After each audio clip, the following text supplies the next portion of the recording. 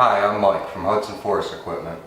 Today we're going to go over our small Hud-Son guide and how to properly adjust it to your saw blade. And after that we're going to go through a parts breakdown so that when you call to place an order it'll be much easier and we'll ensure that you get the right part. Alright, here's our blade guide setup to show you how to properly put your blade into the guides and get them adjusted so that it'll work properly.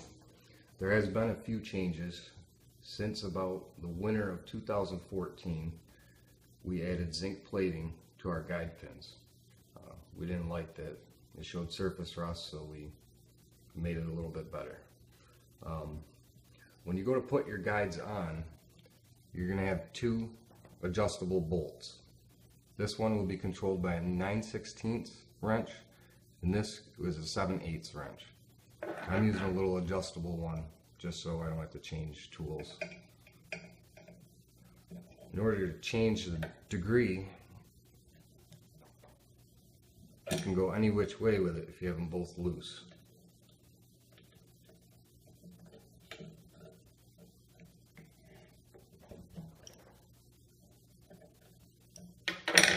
With them both loose, you're free to change this however way you want it to.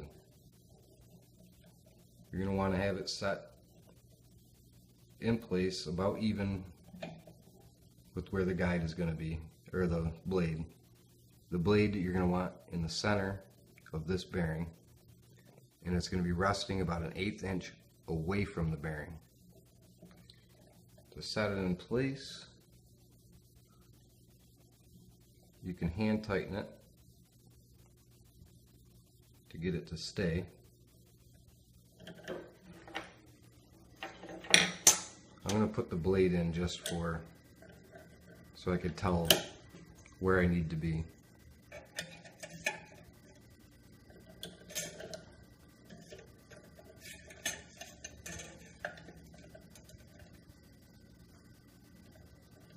Too far forward, so I'm going to move back a little bit.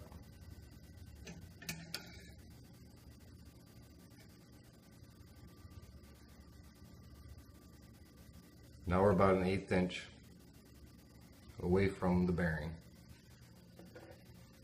and we're also riding in the center of it vertically. You can tighten these two up, just finger snug them to make sure that it's square this way, and then you'll tighten the top one, the 7/8 bolt. Now you can go ahead and tighten the 9/16. It moved on me, so you're probably going to want to hold it when you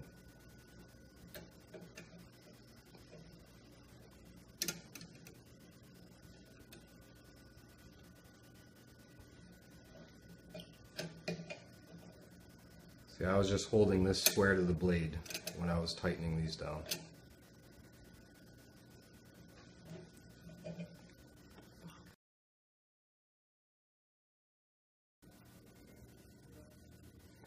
Alright, once we have our guide body seated in the proper place with these two bolts adjusted right so that the blade is riding properly near the bearing, we are ready to adjust the shoes part of it.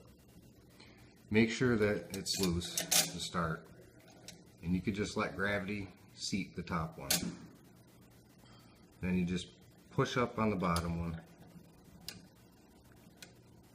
Just put very little pressure on it, and with a 3/16 Allen head wrench, or Allen wrench, you can just snug that up.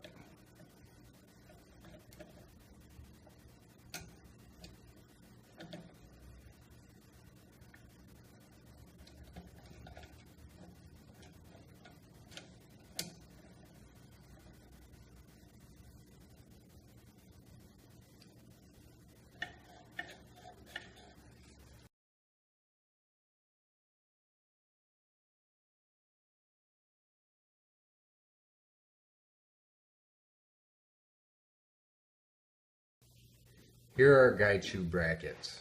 We have two different styles here. This one here is our old style, which we changed over the winter of 2014 to this style.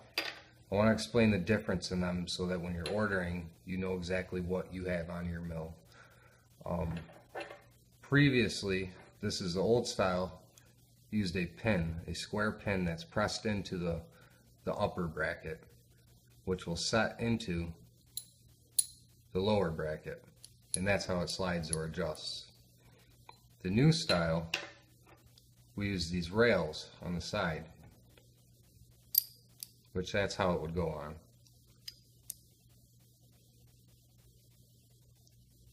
It's a lot better fit and it stays square. If you do have the old style shoe brackets, if you call and place an order, we ask that you would order one lower and one upper, just so that we can assure that they'll match when you receive them. And to order the upper shoe, the new style, it would be under part number BLG-01-04, and that's $7.50 for one.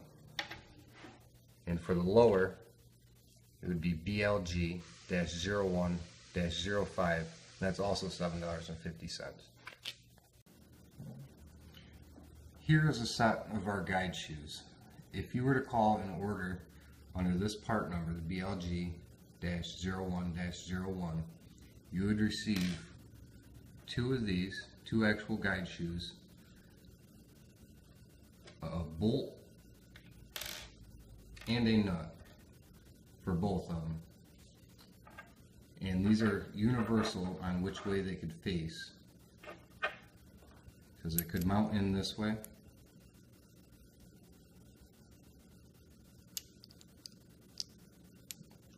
or it could also face the other direction.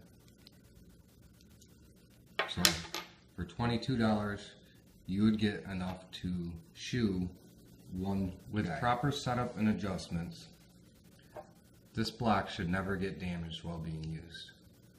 If it does by chance get damaged, we do sell them separate as just the guide body, and it would be under part number BLG-01-06, and it'd be $100.